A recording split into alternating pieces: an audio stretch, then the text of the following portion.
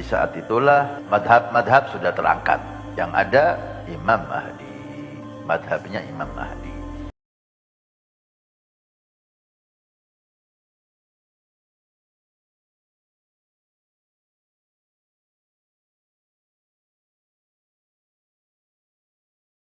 Dia gembalakan ranting daun kering dan sisa potongan pohon. Dalam Ugo Wangsit Siliwangi disebutkan, apa yang dia gembalakan bukan kerbau, bukan domba, bukan pula harimau ataupun banteng, tetapi ranting daun kering dan sisa potongan pohon. Dia terus mencari, mengumpulkan semua yang ia temui, tapi akan menemui banyak sejarah atau kejadian. Selesai zaman yang satu, datang lagi satu zaman yang jadi sejarah atau kejadian baru. Setiap zaman membuat sejarah, setiap waktu akan berulang.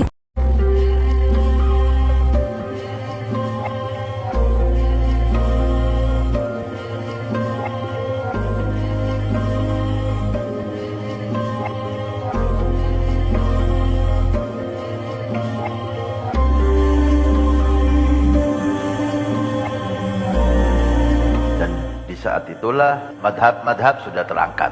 Yang ada Imam Mahdi, madhabnya Imam Mahdi. Para habaib, para salaf kita mengatakan madhab Imam Mahdi hampir sangat mirip dengan madhab Imam Syafi'i. Dibanding madhab-madhab yang lain, Imam Malik, Ahmad, Abu Hanifah, yang sangat mirip, hampir persis dengan madhabnya Imam Mahdi, madhabnya Imam Syafi'i. Jadi nanti kalau kita hidup di zaman Mahdi, kita tidak kerepotan lagi, karena madhabnya hampir sangat mirip dengan madhabnya Imam Syafi'i. Juga beliau membuang semua madhab baru dengan cara barulah. Beliau tetap berijtihad seperti imam-imam itu, dengan mengambil dari Al-Quran dan hadis menurut pemahaman beliau yang luas. Dia gembalakan ranting daun kering dan sisa potongan pohon. Dalam Ugo Wangsit Siliwangi disebutkan, apa yang dia gembalakan bukan kerbau, bukan domba, bukan pula harimau ataupun banteng, tetapi ranting daun kering dan sisa potongan pohon. Dia terus mencari, mengumpulkan semua yang ia temui, tapi akan menemui banyak sejarah atau kejadian. Selesai zaman yang satu, datang lagi satu zaman yang jadi sejarah atau kejadian baru. Dengan mengambil dari Al-Quran dan hadis menurut pemahaman beliau yang luas.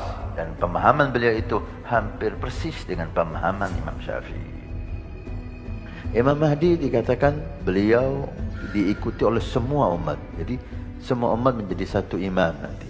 Tidak ada madhab lagi, tidak ada akidah yang bermacam-macam lagi. Semuanya di ilmu syariah, di ilmu akidah, di ilmu hakikah, di ilmu ma'rifah, semuanya mengikuti Imam Mahdi, karena beliau mumpuni dari segala hal.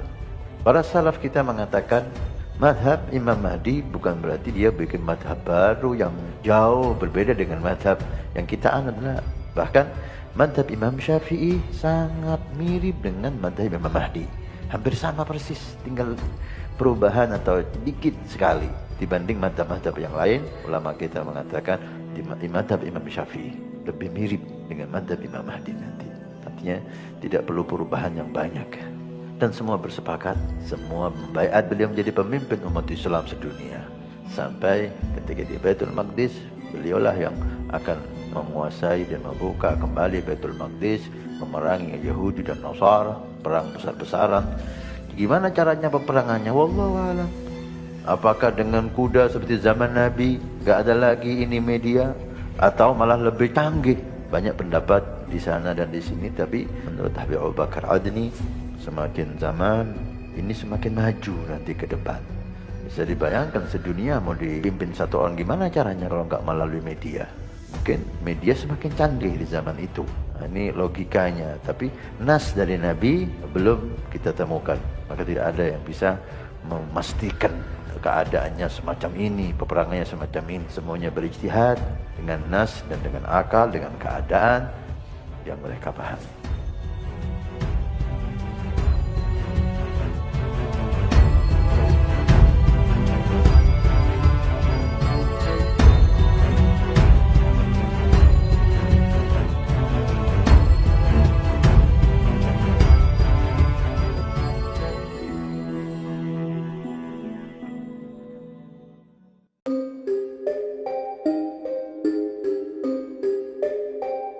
Suatu saat nanti, apabila tengah malam terdengar suara pembawa panji, nah itu adalah tandanya. Sosok Satrio Piningit memang masih misterius. Banyak sudah yang mencoba untuk menemukannya dengan caranya sendiri-sendiri. Alhasil, ada yang yakin telah menemukannya. Bahkan juga ada yang mengaku dirinya lah si Satrio Piningit tersebut. Apabila diteliti, maka sosok yang telah ditemukan itu masih bisa diragukan. Apakah memang dia si calon Ratu Adil? Budak Angon atau pengembala sesungguhnya merupakan konsepsi tentang kehidupan dan kemanusiaan. Dalam konteks diri manusia, Budak Angon merupakan konsep tentang penemuan jati diri dan pengendalian diri. Untuk apa sesungguhnya kita dicipta? Selain jasad kita yang sesungguhnya hanyalah tunggangan yang harus ditundukkan, dikendalikan, dan diarahkan melalui proses pengembalaan. Dalam diri kita juga terdapat kumpulan sasatoan yang tidak untuk dimatikan, melainkan untuk digembalakan, sehingga menjadi potensi dan energi positif bagi penemuan misi hidup kita. Dalam konteks kehidupan sesama, Budak Angon menjelaskan suatu upaya dan proses penertiban, pembangunan kesadaran, serta pengarahan hubungan antar sesama yang dilandasi cinta dan kasih sayang, suatu tatanan kehidupan yang lebih berkeadilan. Dalam konteks sosok, pribadi-pribadi yang bekerja keras dalam upaya dan proses yang demikianlah disebut Budak Angon. Keraguan-keraguan yang muncul mendorong untuk menelaah dan mempelajari kembali apa yang telah diungkapkan dalam naskah-naskah leluhur mengenai sosok Satrio Piningit sejati. Salah satu naskah yang biasa kita gunakan sebagai rujukan yaitu Uga Wangsit Siliwangi. Siliwangi dalam Uga Wangsitnya menyebutkan si calon Ratu Adil dengan sebutan Bocah Angon atau pemuda pengembala. Beberapa hal yang disebutkan dalam Uga Wangsit Siliwangi mengenai Bocah Angon yaitu: yang pertama, suara minta tolong. Dalam Uga Wangsit Siliwangi disebutkan, suatu saat nanti apabila tengah malam dari Gunung Halimun terdengar suara para pembawa panji, itu adalah tandanya. Semua keturunan kalian dipanggil oleh yang mau menikah di Lebak Jawene. Kata suara minta tolong sepertinya sama dengan ungkapan Joyoboyo dalam bait 169 yaitu, senang menggoda dan minta secara nista. Ketahuilah bahwa itu hanya ujian. Jangan dihina, ada keuntungan bagi yang dimintai, artinya dilindungi Anda sekeluarga. Bocah Angon di awal kemunculannya akan beraksi melakukan hal-hal sebagai pertanda kedatangannya. Salah satunya adalah meminta tolong kepada orang di sekitar daerah Gunung Halimun. Tidak jelas mengapa dia minta tolong kepada orang lain. Apakah dia dalam kesulitan ataukah keperluan lainnya? Sementara dikaitkan dengan ramalan Joyoboyo pada bait 169 disebutkan, bila bocah Angon tersebut suka minta secara nista sebagai ujian. Kalimat tersebut mengindikasikan bahwa minta tolong itu hanya sebatas ujian bagi yang dimintai pertolongan. Yang kedua, mencari sambil melawan, melawan sambil tertawa. Dalam Uga Wangsit Siliwangi disebutkan, suatu saat nanti akan banyak hal yang ditemui, sebagian-sebagian, sebab terlanjur dilarang oleh pemimpin pengganti. Ada yang berani menelusuri terus-menerus, tidak mengindahkan larangan, mencari sambil melawan, melawan sambil tertawa. Dialah anak gembala.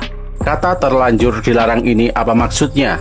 Apakah dilarang dalam mengungkap fakta-fakta, atau dilarang meluruskan sejarah? Sepertinya masih butuh penafsiran lagi.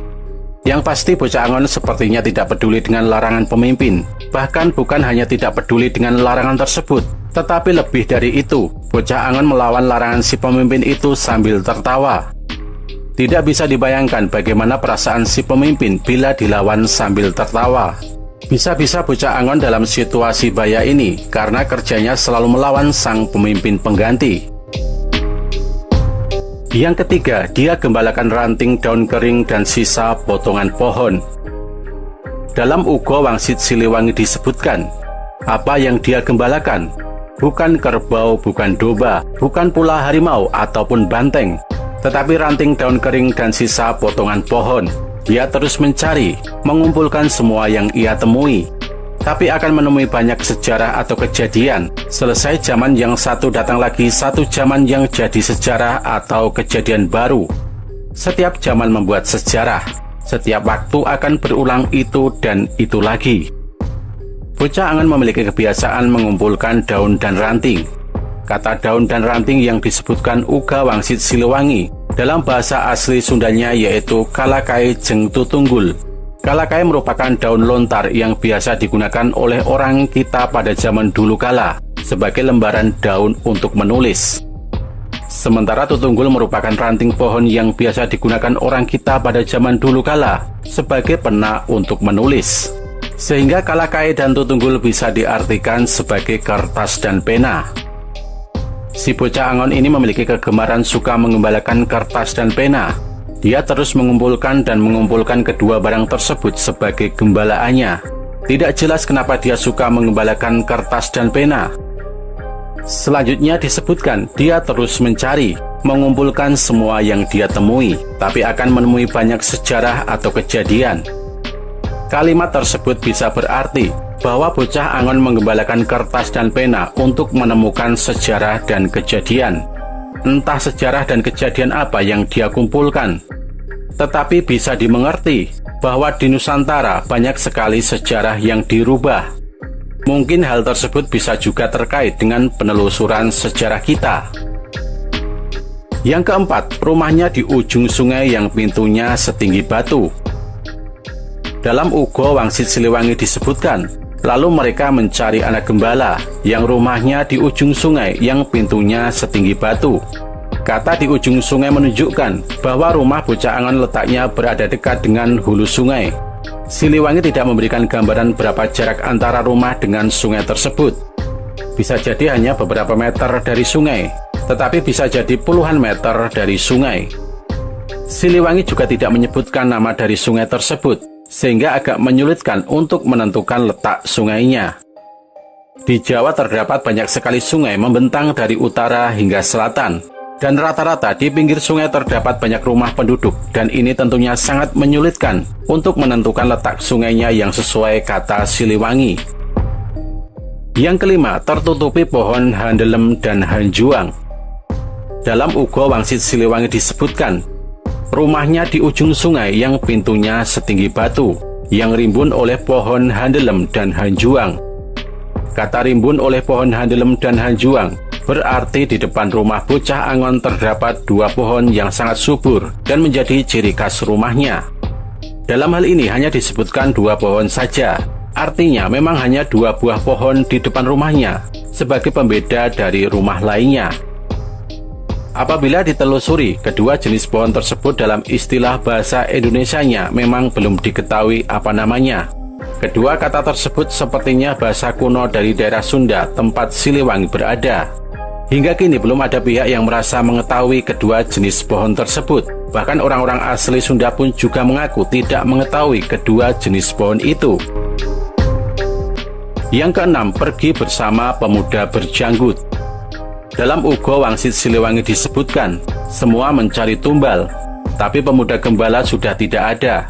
Sudah pergi bersama pemuda berjanggut, pergi membuka lahan baru di Lebak Cawene. Siapakah pemuda berjanggut itu? Penyebutan pemuda berjanggut ini masih perlu dipertanyakan.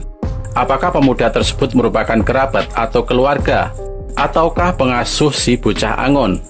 Belum jelas diketahui karena memang dalam Ugo Wangsit Siliwangi tidak menyinggung mengenai hal tersebut. Dalam naskah-naskah lain memberitahukan bahwa Ratu Adil memiliki pengasuh yaitu Sabdo Palon. Mungkinkah pemuda berjanggut tersebut adalah Sabdo Palon? Sepertinya tidak, karena Sabdo Palon merupakan sosok jin. Sementara penyebutan kata pemuda menunjukkan dia adalah manusia. Jadi pemuda berjanggut bukanlah Sabdo Palon. Misteri ini masih sulit untuk diungkap yang sebenarnya. Pada saat bocah Angon masih menjadi sosok yang misteri, pada saat yang sama pula ada sosok lain, yaitu pemuda berjanggut, yang jati dirinya juga masih misteri. Namun yang pasti, pemuda tersebut memiliki janggut, dan kelak akan kita ketahui setelah tiba waktu kemunculan bocah Angon. Yang ketujuh, pergi membuka lahan baru di Lebak Cawene. Dalam Ugo Wangsit Siliwangi disebutkan, semua mencari tumbal, tapi pemuda gembala sudah tidak ada. Sudah pergi bersama pemuda berjanggut, pergi membuka lahan baru di Lebak Cawene. Bocah Angon sepertinya tidak akan ditemukan sebelum kemunculannya.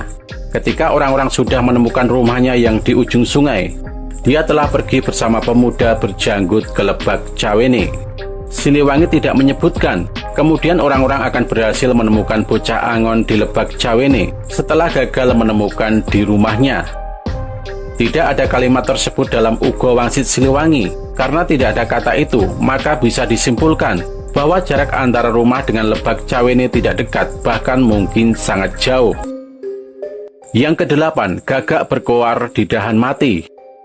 Dalam Ugo Wangsit Siliwangi disebutkan, semua mencari tumbal, tapi pemuda gembala sudah tidak ada. Sudah pergi bersama pemuda berjanggut, pergi membawa lahan baru di Lebak Cawene. Yang ditemui hanya gagak yang berkoar di dahan mati.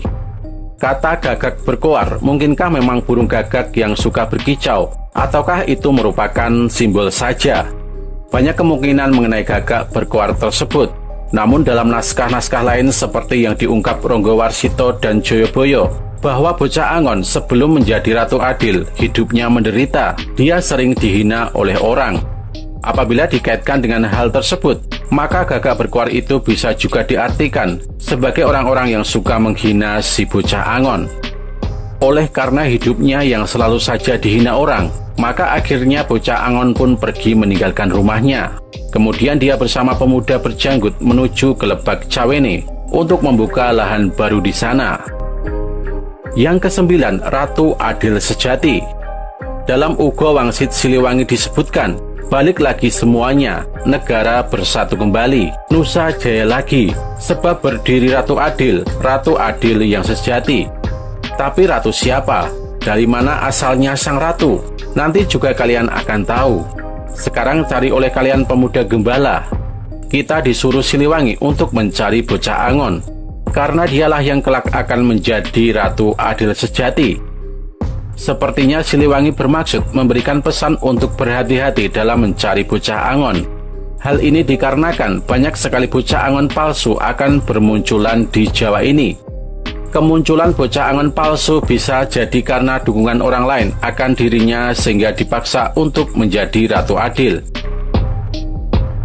Demikianlah beberapa hal mengenai bocah Angon sesuai yang disebutkan dalam naskah Ugo Wangsit Siliwangi. Siliwangi sengaja tidak begitu jelas menggambarkan si bocah Angon dalam naskahnya, sehingga sangat menyulitkan kita untuk menemukannya. Kesengajaan ini dimengerti karena memang akan banyak pihak-pihak yang tentunya menghalangi kemunculan Ratu Adil dengan berbagai alasannya.